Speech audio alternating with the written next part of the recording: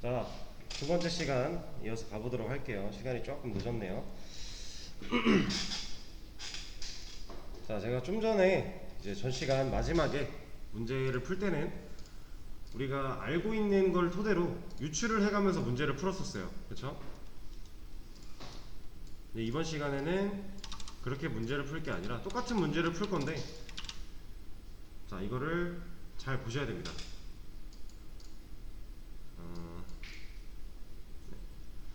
자, 문제를 다시 그대로 가져온 거예요. 우리가 요거를 보고 아, 클래스 필요하겠구나 라고 유추를 해서 클래스를 만들었었죠. 이제부터는 그렇게 할 게 아니라요. 자, 일단 빨간 줄 에러가 나면요, 여기도 나고 여기도 X가 있고 여기도 X가 있고 여기도 빨간색이 있고 여기도 X가 있어요. 그러니까 지금 이 화면 안에서 지금 이 코드는 정상적으로 실행될 수 없어 라고 얘가 알려주는 게 벌써 5개가 있단 말이에요. 우린 얘네를 적극적으로 활용을 해볼 겁니다.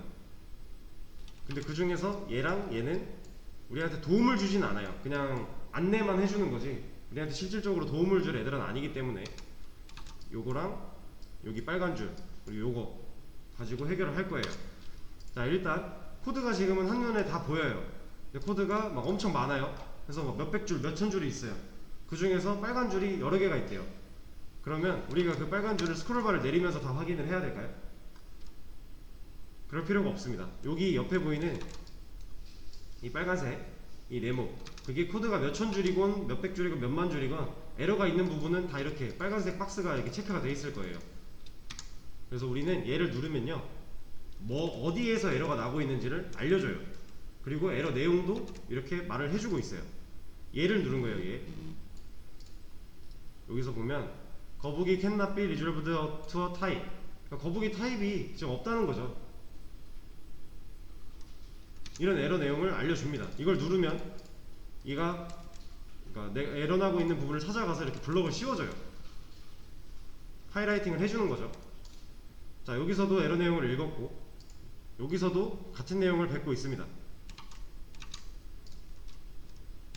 이렇게 거북이 cannot be resolved to a type, 똑같은 에러죠. 그리고 여기에 마우스를 올려도 똑같은 내용을 얘기를 하고 있어요.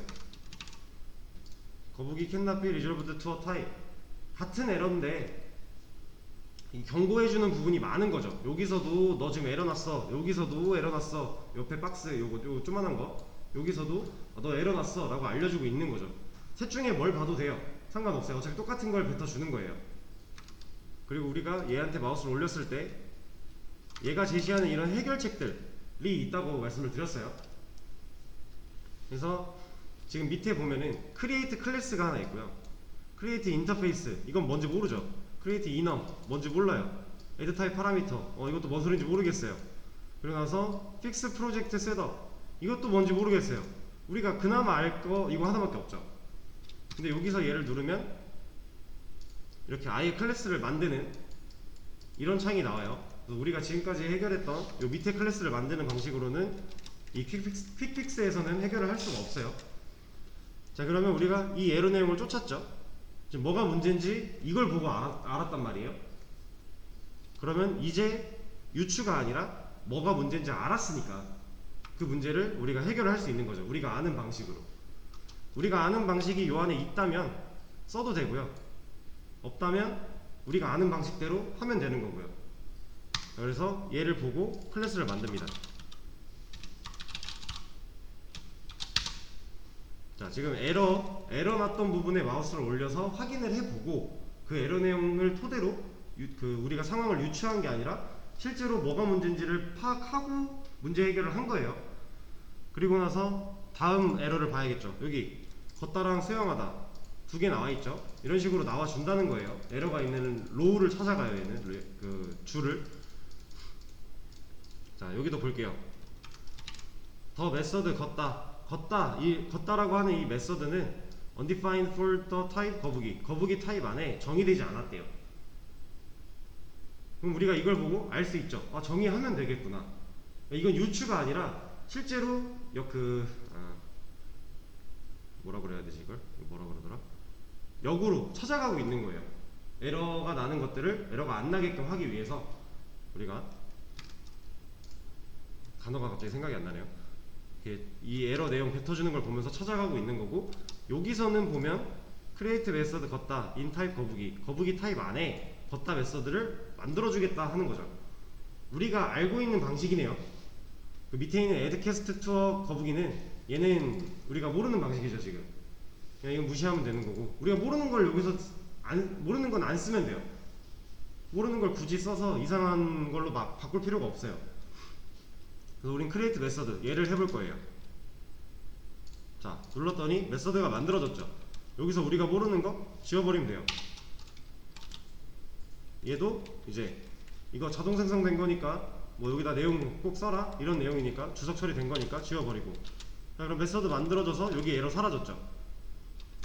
자, 그리고 얘 똑같은 느낌이죠.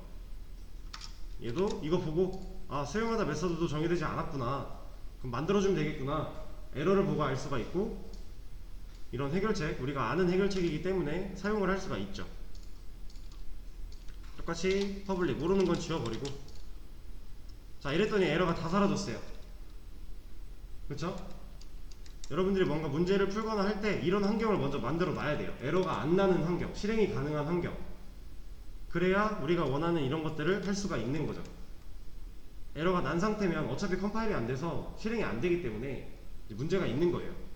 그래서 먼저 이 환경을 만들어 놓고, 자, 걷다가 나와야 된다고 하니까 이제 여기만 생각을 하면 되는 거죠. 아, 이렇게 걷다가 나오면 되는구나. 그리고 뭐 수영하다가 나오면 되니까 아, 이렇게 수영하다가 나오면 되는구나, 우리가 이렇게 해결을 하면 되는 거예요. 자, 이게 두 번째 방법이었고요. 세 번째 방법.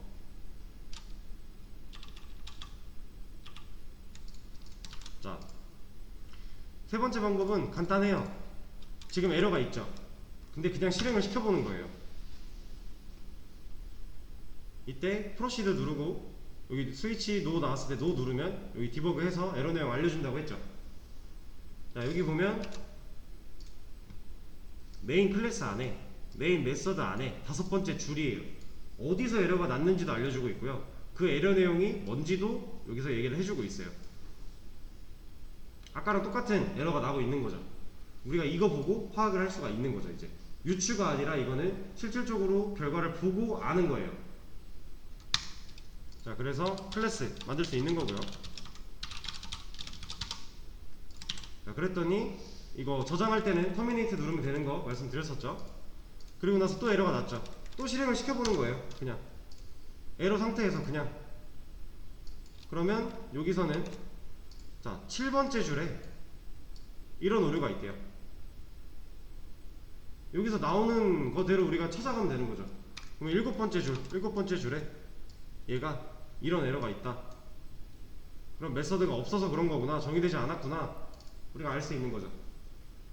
이렇게 찾아갈 수가 있습니다. 그래서 얘도 똑같이 해결을 해주면 되고요.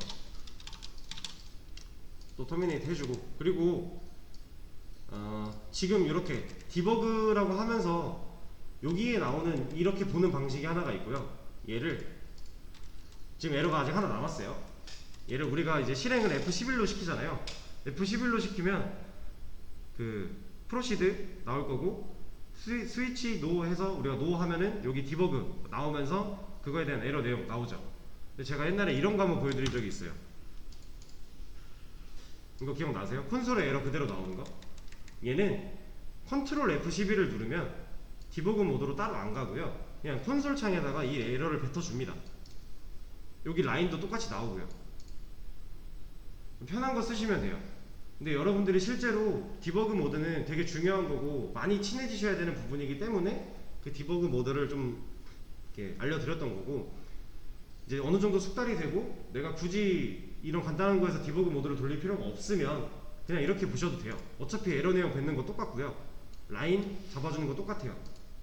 얘는 컨트롤 11로 에러가 난 상태에서 컨트롤 F11 눌러서 실행을 시켰을 때 프로시드만 해주면 그냥 나오는 거죠. 자, 그럼 이 내용 보고 우리가 또 메서드 만들어주면 된다를 생각을 할 수가 있어요. 그럼 메서드 만들어주고,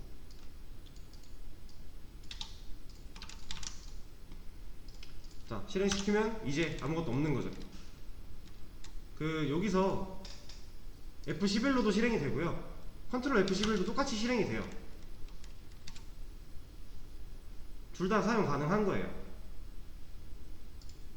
그래서 에러가 있을 때 그냥 실행을 시켜서 실제로 에러를 뱉어주는 내용을 여기서 확인을 해보고 그거에 맞게 또 수정을 할 수가 있는 거죠. 이러고 나서 걷다 수정하다 출력만 해주면 되는 거고. 자, 이렇게 문제 해결을 하는 방식을 지금 세 가지를 알려드렸어요.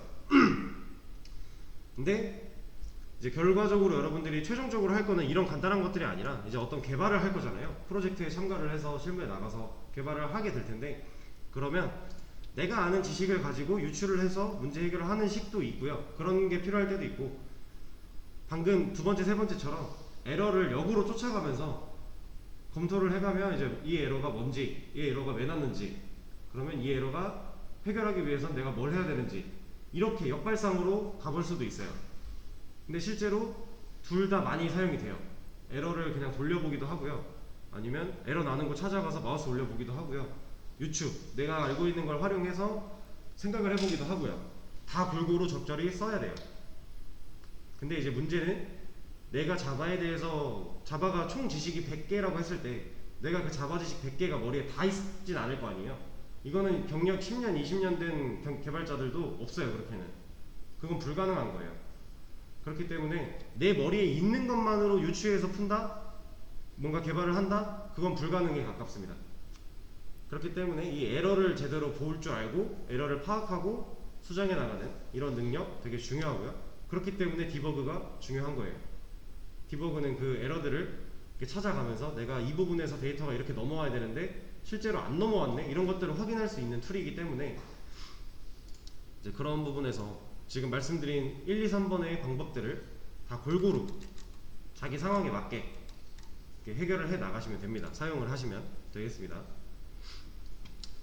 자, 그럼 다음 문제 넘어갈게요. 메인 클래스 안의 내용을 올바르게 수정을 해달래요. 자, 여기 보면 에러도 나고 있고요.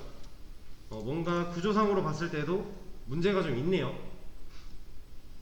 자, 제가 1, 2, 3번 방법을 골고루 사용을 하라고 말씀을 드렸는데, 자, 일단 이 빨간 줄 뉴 자동차 여기부터 볼게요.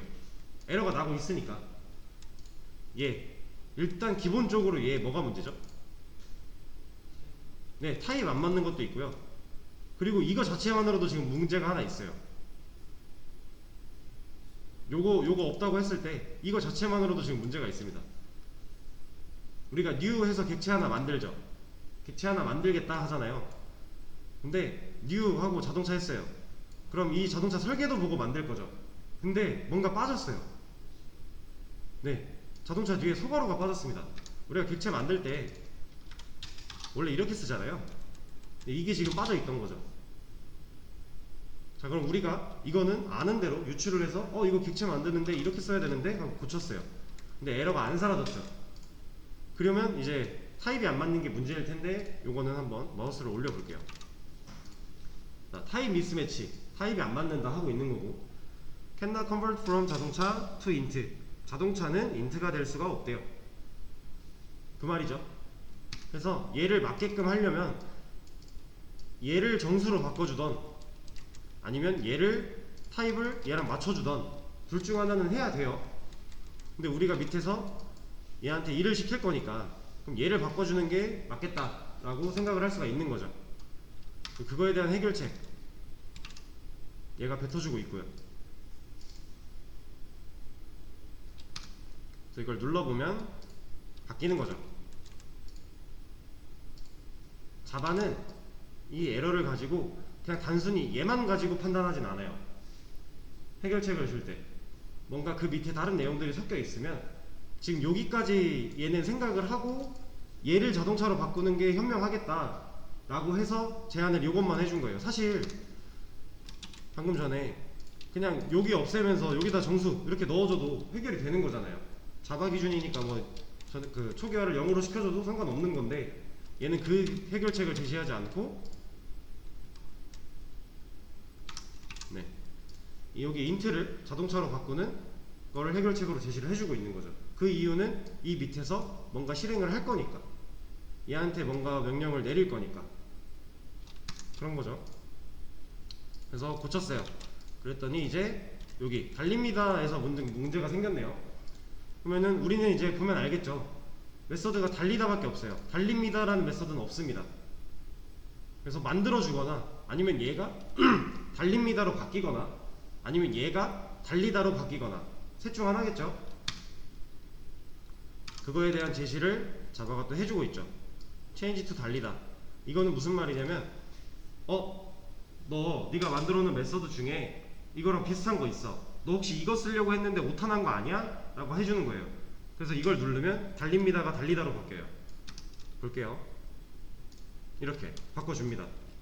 유사한 구조기 때문에 너 이거 쓰려고 한 거 아닌가? 라고 자바가 이제 의문을 해주는 거죠. 그리고 다른 해결책을 보면 만들어줘요. 이제 달립니다 라는 메서드를 만들어주겠다 하는 거죠. 얘는 우리가 써봐서 알겠지만 그냥 밑에 만들어주는 거죠. 그리고 제가 아까 말씀드렸던 나머지 한 가지 방법, 얘가 바뀌는 것도 있어요. 이렇게 바뀌어도 해결은 돼요. 근데 자바에서 얘가 이 해결책을 제시하지 않는 이유는 간단해요. 이거 사용자 정의 객체죠. 이 메서드 사용자가 만들어야 되죠. 개발자가. 그러니까 자바가 개발자의 영역에 터치를 하지 않는 거예요.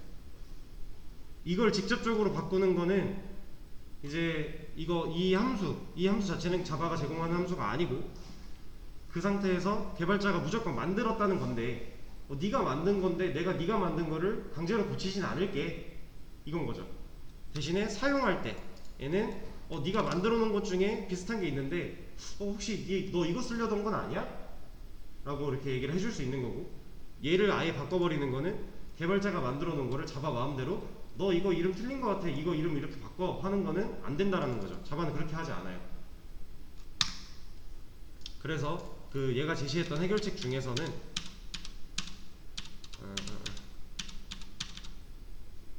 얘가 제시했던 해결책 중에서는 달리다 메서드의 이름을 달립니다로 바꾸는 거는 없는 거예요.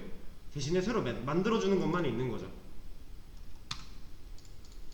그래서 이런 거는 얘를 실제로 다른 데서 쓰고 있다 그러면은 얘를 쓰고 있는데 얘가 이 기능이 아니라 다른 기능이다 라고 하면 당연히 하나 새로 만들어주는 게 맞는 거고, 만약에 얘가 쓰이는 것이 없고 얘도 이 기능을 수행하면 된다 그럼 얘 이름을 바꿔주면 되는 거고 뭐 이런 것들이 있겠죠. 상황에 따라서 그렇게 처리를 해주면 되겠습니다. 자, 그리고 다음 문제.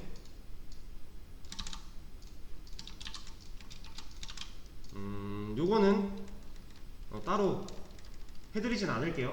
그냥 단순히 클래스 5개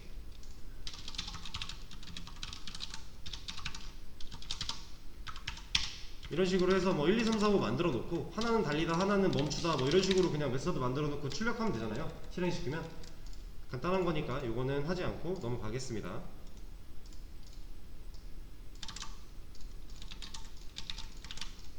자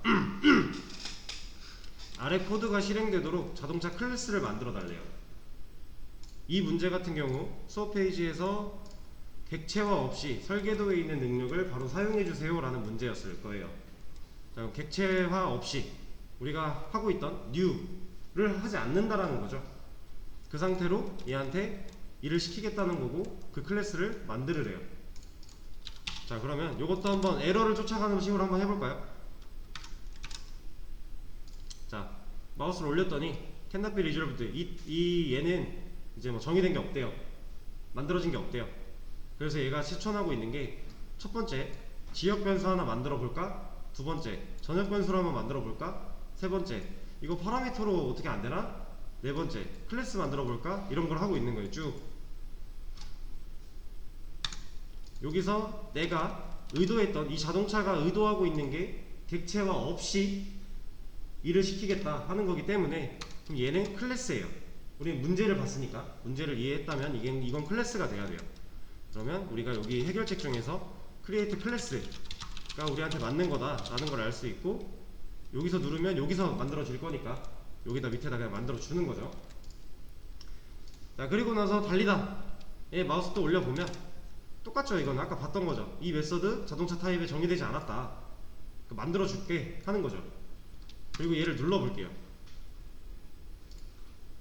자, 퍼블릭은 지워버리고, 그랬더니 뭔가 좀 다르죠. 우리가 그 기존에는 메서드의 기본형이라 그래서 void 하고 메서드 명, 소괄호 중괄호 였어요. 근데 얘는 앞에 스태틱이라는 게 붙었잖아요. 왜냐면 우리가 변수에 리모컨을 연결해서 쓰는 게 아니라 설계도 자체한테, 이 클래스 설계도한테 직접 달리다 한번 실행시켜봐 하고 있는 거니까, 그럴 때는 스태틱이 있어야 된다 라는 거죠. 자, 일단은 설계도한테 일 시킬 때 스태틱 무조건 있어야 된다 라고 알고 계시면 되고요.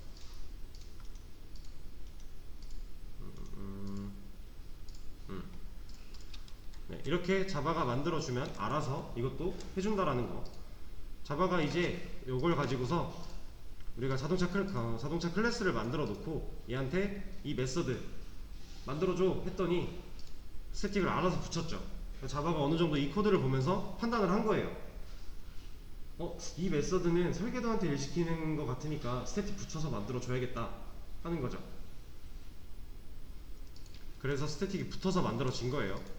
그리고 여기서 스태틱이 사라지게 되면 더 이상 설계도한테는 일을 시킬 수가 없고요. 그러면 얘에 대한 변수를 만들어 준다던가 아니면 만들어 줘야지만 이 명령이 수행이 되는 거죠. 이렇게 이게 돼야지 이 자동차가 변수로서 리모컨을 받은 상태로 달리다를 수행시킬 수 있는 거니까. 근데 여기 스태틱이 있어 버리면 얘는 가능은 해요. 여기다가 뭐 이렇게 했어요. 그럼 이게 실행이 되면 1111이 나오겠죠. 실행은 잘 돼요. 사실 실행에 문제는 없어요. 근데 얘는 노란 줄이 뜨면서 뭔가 경고를 해주고 있죠. 내용을 한번 보면 더 스태틱 메서드 달리다, 얘는 스태틱 메서드인데 얘는 스태틱으로만 쓰는 게 좋지 않을까? 라고 얘가 그냥 의문을 던져주는 거예요. 그래서 여기 보면 달리다 메서드의 스태틱을 지워주겠다 뭐 이런 내용이고요. 그리고 이 두 번째 거는 그냥 무시하시면 됩니다. 세 번째 것도 무시하시면 되고요. 첫 번째 걸 눌러보면 여기를 바꿔주죠. 이렇게 쓸 거면 스태틱 없는 게 나아 라고 경고해주고 있는 거예요. 그래서 얘는 노란 줄이 뜨지만 빨간 줄이 아니기 때문에 실행에 문제는 없고 정상적으로 값도 출력은 된다라는 거. 자, 그러면 요것도 될 거예요.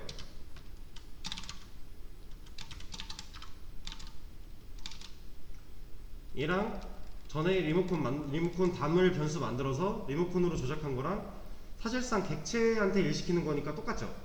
다만 일회성이냐 다회성이냐 차이가 있었던 거죠. 근데 얘도 보면 똑같은 에러가 나오고 있어요.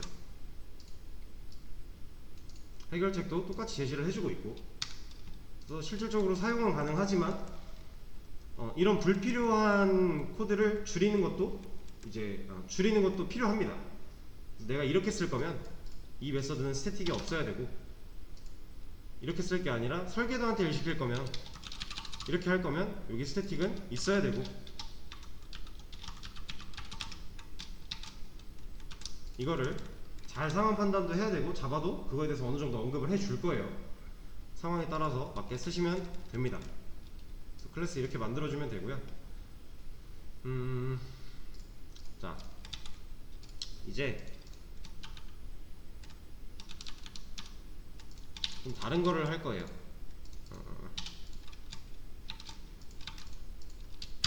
다른 거라기보다는 다 연장선이긴 한데, 지금 스태틱 방금 했죠. 이게 아마 뒤에 수업을 더 이제 자바2로 넘어가면서 수업 진행하다 보면은 한 번 더 다뤄질 거고, 뭐 스태틱 생성자, 뭐 스태틱 변수 여러 가지 개념들이 한번 다뤄질 거예요. 근데 그 전에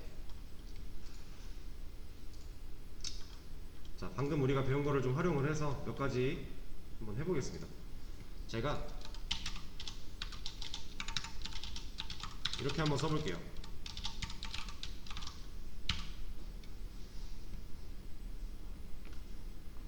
자, 이거를 할 거예요. 저는 의도는 설계도한테 직접 일을 시킬 의도예요. 그럼 우리가 계산기 클래스가 하나 필요하겠죠. 그리고 나서 이 합이라는 메서드 스태틱을 붙여서 만들어 줘야 돼요. 설계도한테 일을 시킬 거니까. 객체가 아니라 설계도한테 일을 시킬 때는 스태틱 꼭 필요하다라는 거 이렇게 만들 거고요. 그리고 여기다가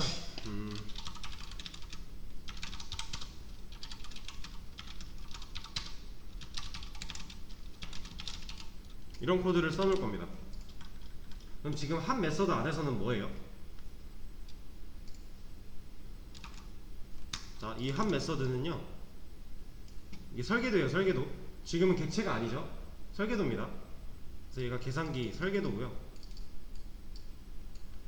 요 안에 합이라는 메서드가 그려져 있는 거죠. 설계도 안에.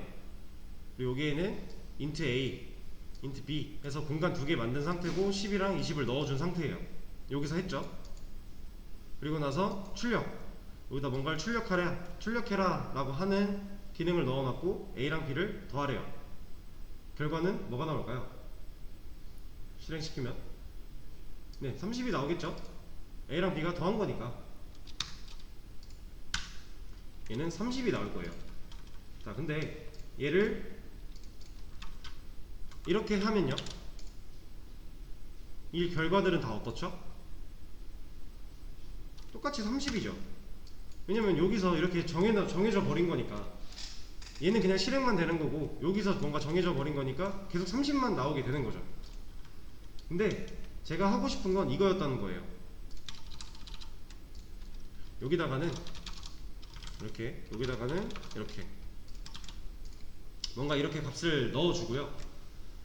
얘가 지금 실행이 안 되는데, 빨간 줄이 떠서 실행이 안 되는 상태인데, 만약에 이게 된다고 가정을 하면 우리가 지금 메서드명을 합이라고 했죠.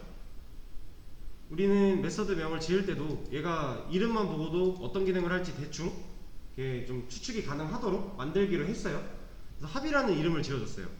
그럼 내가 더하겠다는 의미가 들어있겠죠, 내 의도가. 그럼 내가 이렇게 줬으면 실행은 안 되겠지만, 실행이 만약 된다 했을 때 얘 결과는 뭐가 나오면 좋아요?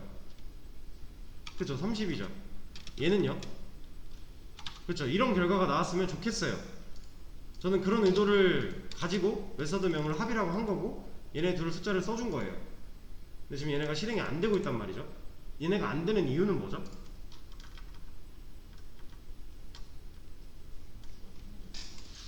그쵸, 메서드 안에서 A랑 B를 메서드 안에서 만들고 거기서 초기화까지 해버렸어요. 그리고 그거 가지고 연산을 하겠대요. 그럼 우리가 이게 만약에 된다 그래도 둘 다 결과가 30이 나오게 되겠죠. 된다면, 이대로 만약에 실행이 된다면. 왜냐? 여기서 그냥 값을 정해버렸고 요거 이 값으로만 연산을 해라 라고 하고 있기 때문에. 그쵸? 근데 저는 이런 게 하고 싶단 말이에요. 요 안에 내가 넣은 숫자대로 연산이 됐으면 좋겠어요. 자, 지금 이 함수 실행문과 이 메서드 함수의 구조를 한번 잘 봐볼게요. 메서드 명이 있고요. 저희가 일반적으로 함수 실행문을 쓸 때 메서드 명 그리고 소괄호 닫아주면서 세미콜론 찍죠. 그쵸? 이게 함수 실행문이잖아요. 우리 메서드 만들 때 앞에 뭐 보이드 붙는 거는 그렇다 치고 메서드 명 써주고 소괄호 하고 중괄호로 열고 닫죠. 자, 그럼 공통으로 소괄호가 들어가네요. 그리고 여기도 보면 소괄호가 있고요. 얘도 있어요. 그리고 저는 요 안에 뭔가 숫자를 넣고 싶은 거죠. 그럼 여기다 넣은 이 숫자들을 A에 처음 실행할 때는 A에 10을 넣고 B에 20을 넣어서 30이 나오게 하고, 얘 실행할 때는 A에 30 넣고 B에 40 넣어서 70이 나오게 하고 싶은 거잖아요. 그죠? 우리가 하고 싶은 합은 이거죠. 그리고 제가 지금 방금 말씀드린 이 구조, 동일 구조, 소괄호. 그럼 지금 여기다가 숫자를 소괄호 안에 넣어주고 있죠. 그럼 여기 소괄호 안에 뭔가 넣어주면 어떻게 될 것 같지 않으세요? 자, 저는 얘를요 소괄호 안에다가 넣어줄 겁니다.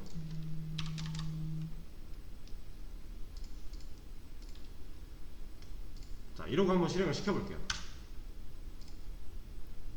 잘 됐죠? 이게 왜 이렇게 동작하는지 이제부터 설명을 드려보겠습니다. 자, 우리가 함수 실행을 할 때 이 소괄호 안에다가 이런 10, 20, 30, 40 이런 값들을 넣잖아요. 넣으면 이 값들은 우리가 인자값이라고 할 거예요. 인자값이라는 건 아규먼트예요. 아규먼트. 우리가 얘를 배운 적이 없지만 우린 계속해서 쓰고 있었어요. 이 메인 메서드도 하나의 메서드라고 했었죠. 우린 이 안에서 이 아규먼트라는 거를 계속 쓰고 있었습니다. 함수 실행문에 넣어주는 건 인자값이고요. 그러면 여기 메서드에다가 넣어주는 이거 int a, int b 얘네는 이제부터 매개 변수예요. 얘네가 왜 매개 변수냐면, 자, 지금 함수 얘네 int a랑 int b는 함수 내부에서 사용하겠다고 만든 거죠. 그죠? 함수 내부에서 쓰려고 만든 거예요. 근데 우리가 여기에 들어와야 될 값들을 인자값으로 넣어준다고. 인자값이죠. 여기 넣어주는 값은. 그러면 함수 밖에서 가져오는 데이터랑 함수 내부에 있는 이 매개 변수로 만든 이 a, b 얘네를 서로 이어주겠다, 매개체가 되겠다 해서 매개 변수예요. 그러니까 함수랑 함수 바깥에 있는 데이터를 연결해 주는 거죠. 그래서 우리가 함수 바깥에서 이 인자값으로 얘네 둘 10이랑 20, 30이랑 40을 준다고 했을 때 이 메서드가 이 값들을 받게 되는 거죠. 얘는 매개체니까, 매개 변수는 매개체 역할을 하니까 이 값들을 받을 수가 있는 거예요.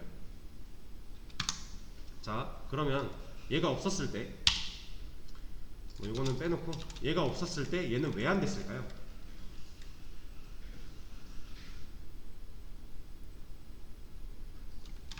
우리가 인자값이라고 하는 애를 두 개를 넘겨주고 있어요. 이 메서드한테 너 이거 두 개 줄 테니까 이거 받아봐 하고 있어요. 근데 받아서 저장할 공간이 없어요. 한 메서드한테 인자값 주고 있는데, 넘기는데 얘가 받아도 얘를 가지고 간직할 수 있는 공간이 없어요. 그래서 사용이 안 돼요. 그래서 얘는 지금 에러가 나고 있고, 에러 내용이 뭐냐면요, 자, 더 메서드 합, 이 메서드는 인타입 계산기 안에 있는 이 메서드는 is not applicable for the arguments int 라고 되어 있어요. arguments, 인자라 그랬죠. 우리가 인자로 int 값 두 개를 넘겨주고 있는데 얘는 받는 int가 없다라는 거예요. 넘겨줬으면 그거에 맞는 타입으로 받는 애도 있어야 돼요. 그러니까 지금 인자는 넘기고 있어요. 근데 매개 변수가 없는 거죠. 자, 간단하게 다시 요 소괄호, 함수 실행문 소괄호 안에 들어가는 이런 값들은 인자값 혹은 아규먼트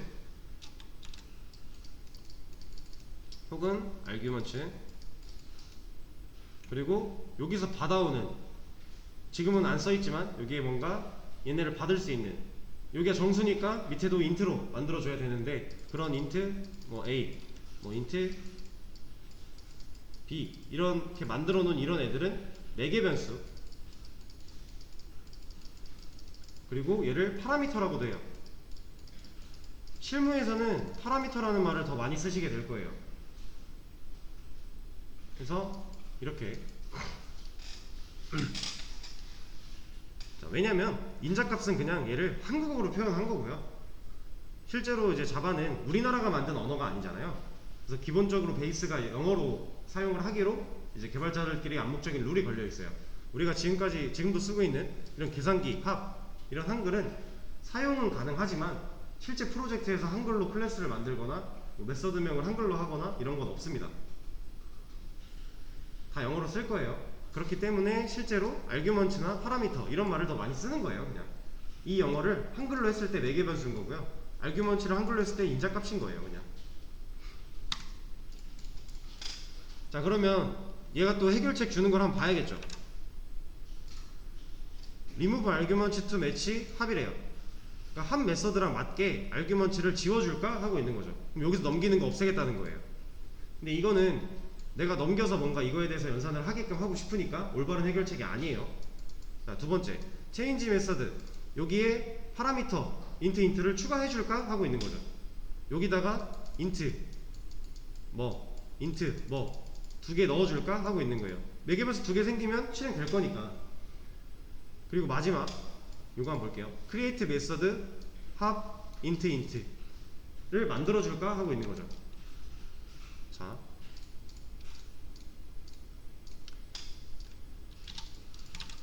이렇게 만들어 주는 거예요. 근데 여기서 우리가 한 가지 봐야 될 건요, 지금 얘랑 이름이 같죠? 둘 다 합이에요. 얘도 합이고요, 얘도 합이죠. 원래 메서드 명이 같으면요, 보이시나요? 지금 에러 나고 있는 거? 얘는 스태틱이 아닌데도 불구하고 에러가 나고 있어요.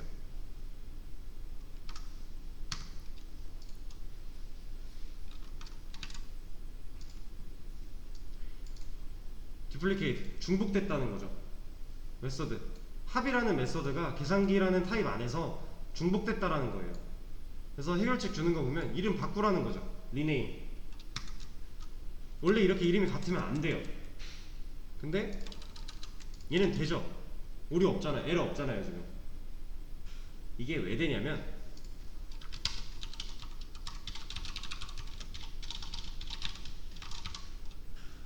자바는요, 매개 변수가 없고 있고 이 차이를요 다른 애로 봐요. 아예 실제로 얘한테 매개 변수 인자값을 넘겨줘서 얘를 사용할 수 있는 방법 없고요, 얘한테 인자값을 넘겨주지 않으면서 이렇게 사용할 수 있는 방법 없어요. 자바는 얘네를 다른 애들로 봅니다, 서로. 그래서 이거를 좀 이제 초반에 설명드릴 때 좀 간단하게 생각을 하시면, 이게 맞는 건 아니지만 간단하게 한번 말씀을 드려보면, 소괄호 내용까지 제목으로 봐주세요. 그냥 소괄호 내용까지 그냥 함수명이다 라고 그냥 생각을 하는 거예요. 실제로 함수명은 합인데 그냥 소괄호 안에까지, 이 소괄호까지 함수명이다 라고 우리가 생각을 해버리면, 지금 이 함수랑 이 함수는 다른 거죠. 완전히 다른 함수예요, 서로. 이런 식으로 생각을 좀 해주시면 되고요. 실제로 엄밀히 따지면 함수명은 그냥 합이에요. 동일한 거예요. 그냥 매개 변수가 있냐 없냐 차이고. 이런 것도 가능해요. 내가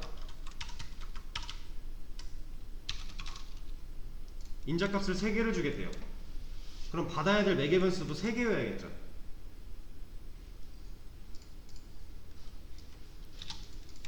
자, 이런 것도 가능합니다. 합이 지금 3개예요. 근데 얘는 매개 변수 2개 받고 있고요, 얘는 3개 받고 있고요, 얘는 안 받고 있죠. 그러면 얘가 실행될 때는 이렇게 통으로 이름으로 보고 얘가 그냥 실행이 되고요, 인자값 이렇게 얘가 실행이 될 때는 알아서 여기를 찾아와요. 그리고 얘가 실행이 될 때는 알아서 이 3개짜리를 찾아옵니다. 그래서 자바는 얘를 각각 다른 애로 보고 있어요. 이름이 겹쳐도 상관이 없습니다. 이럴 때는, 이런 경우에만. 네. 원래는 이름이 겹치면 안 돼요.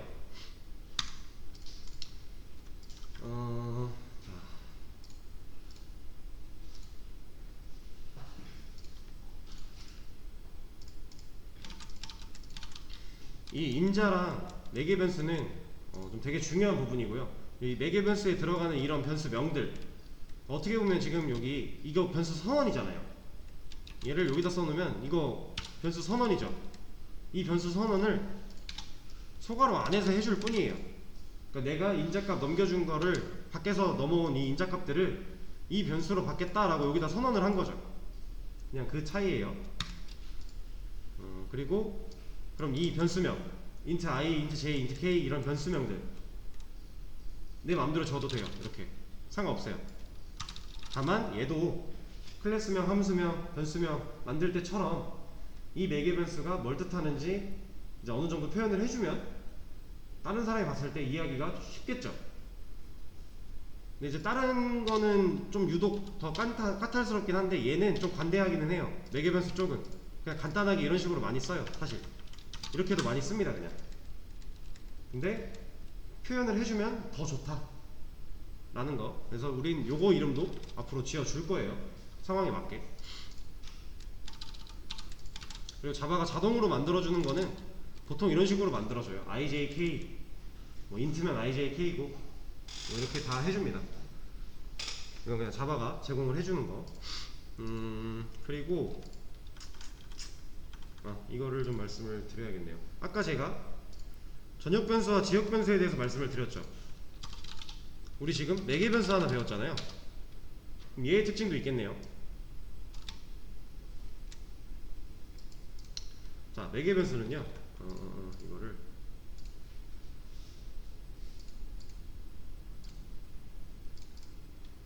한번 추측을 해볼게요. 얘는 전역 변수랑 가까울까요? 지역 변수랑 가까울까요? 그렇죠. 지역 변수랑 가까워요. 얘는 지역 변수의 일종이에요. 지역 변수가 매개 변수를 포함하고 있는 거죠. 매개 변수는 지역 변수의 성질을 갖고 있습니다. 그리고 얘 같은 경우는 함수 내부와 외부를 연결해주는 매개체 역할을 하는 거고요. 그리고 우리가 매개 변수가 있다는 얘기는 인자도 있다는 얘기죠. 이거에 대해서도 배웠는데 얘는 아르규먼트라고도 하면서 매개 변수로 들어가는 데이터죠. 우리가 넣어준 인자값이 매개 변수로 들어가게 되는 거니까. 그래서 함수 내부에서 사용이 되는 거니까. 이렇게 있고, 자,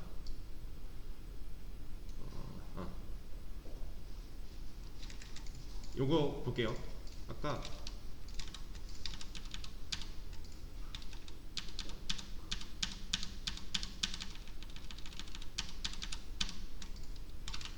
자, 매개 변수는 지역 변수의 일종이라고 말씀을 드렸어요. 지역 변수의 일종이라는 건 그 함수가 실행될 때 생성이 되고 함수가 끝날 때 죽는다는 얘기였죠. 자, 여기 볼게요. 얘네 변수명 같죠 지금? int i, int j, int i, int j 변수명 동일하잖아요. 근데 사용이 가능한 이유는 그렇죠. 함수 내에서만 존재할 수 있으니까. 이 함수 바깥에 영향을 줄 수가 없는 거죠. 왜냐? 이 함수 실행되고 끝나고 나면 이 변수들 없어지니까. 그리고 이 함수 실행되고 나면 이 변수들 또 끝나면 사라지니까. 그러니까 서로 영향을 줄 수가 없는 거예요. 그래서 이렇게 변수, 지역 변수가 이름이 같아도, 매개 변수가 이름이 같아도 상관이 없는 거고, 이거는 이런 거랑 똑같은 거죠.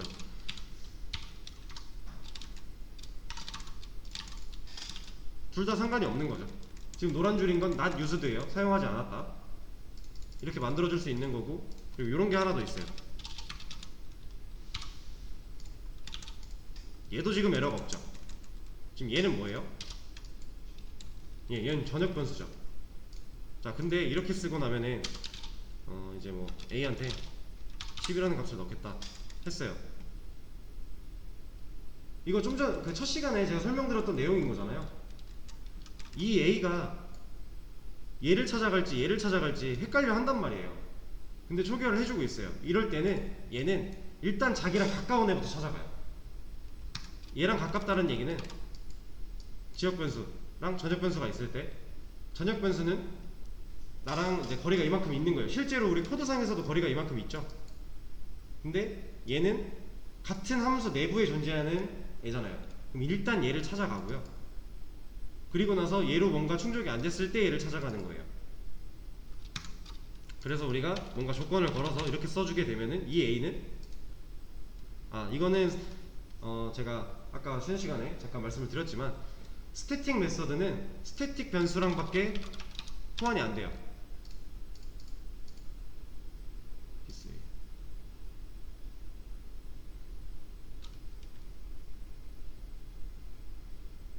그리고 스태틱 메서드에서는 this를 사용할 수 없어요.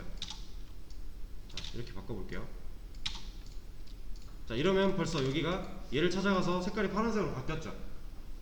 네, 이렇게 우리가 제약을 걸어주면 얘가 우리가 원하는 대로 찾아갈 거고요. 이게 없다면, 이 this가 없다면 자기랑 가까운 애부터 찾아갑니다. 이래서 우리가 전역 변수랑 지역 변수도 이제 변수명을 동일하게 쓸 수는 있어요. 어차피 지역 변수는 함수 내부에서만 존재하는 거라. 근데 썼을 때 이런 헷갈리는 상황이 올 수도 있다. 이런 것도 어느 정도 고려를 해가면서 댄스를 지어줘야 돼요.